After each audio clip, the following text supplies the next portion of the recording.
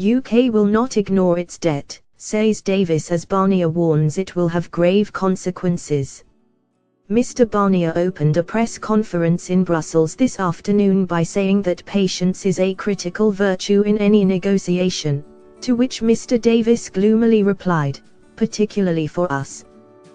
The Frenchman admitted there were deep divergences between the EU and the UK on a number of issues, principal of which are the Brexit divorce bill and the future role of the European Court of Justice, ECJ. Mr. Davis, meanwhile, offered a more upbeat assessment of the first round of substantive talks, saying that there was a lot to be positive about and that the two sides had identified many concrete areas where we agree, but despite his cheery disposition it was clear that little progress had been achieved on the main issues of contention this week, with Mr. Barnier blaming a lack of detail from the British side for holding up the talks. The bloc's chief negotiator said, "David and I just finished a few minutes ago the second round of negotiation. Our second round, which began on Monday, was about the presentation of our respective positions. Our objective was to start working on substance and also continue building trust between us. I said last week that I wanted to identify the points where we agree and the points where we disagree. This was possible this week for the issues on which there was a clear British position.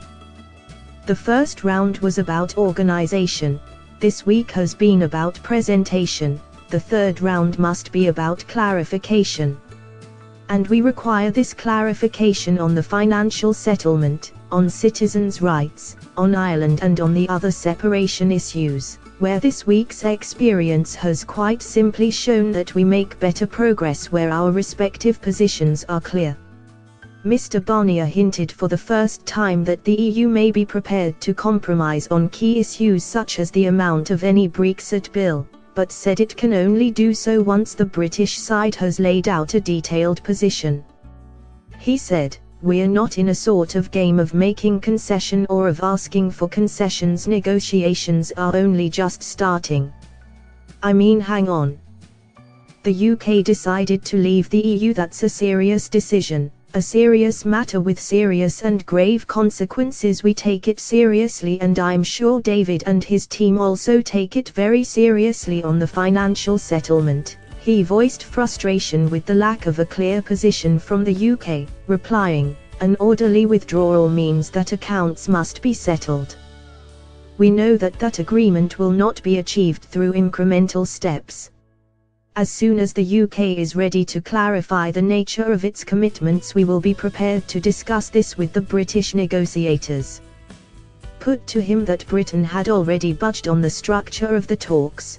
By agreeing to a phased structure, he retorted, "It was reasonable on how to take this forward, it wasn't a concession we were asking for."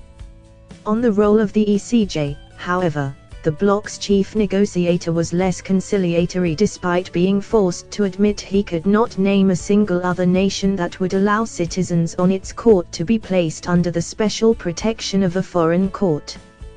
He said continuing the EU court's jurisdiction was a legal, not a political necessity, adding, "Quite frankly, as far as we're concerned, we can see no other way in which we can guarantee the permanent continuation of European rights."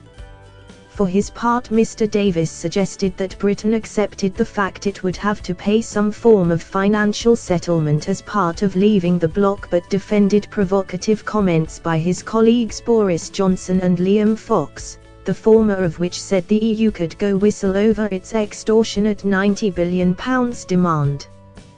The Brexit secretary said, "I'm encouraged by the progress we've made in understanding each other's positions on the financial settlement, citizens' rights, separation issues and Ireland.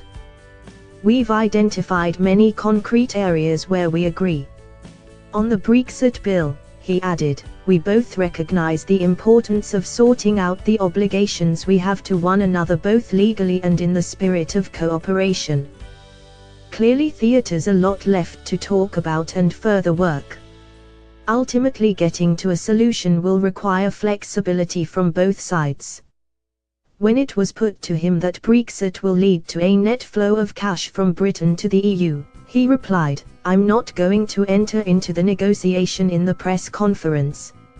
Last week we published again that we're a country that recognizes its international responsibilities and rights, and we will seek to exercise both in the future. I don't recognize the phrase net flow. He called for a dynamic and flexible approach from both sides and repeated Mr. Barnier's famous phrase that the clock is ticking on the negotiations, adding, "Nobody expects a punishment deal, Michel and I are both going for a good deal." Thanks for watching. Please like, share and don't forget to subscribe English News Hub for new excited videos.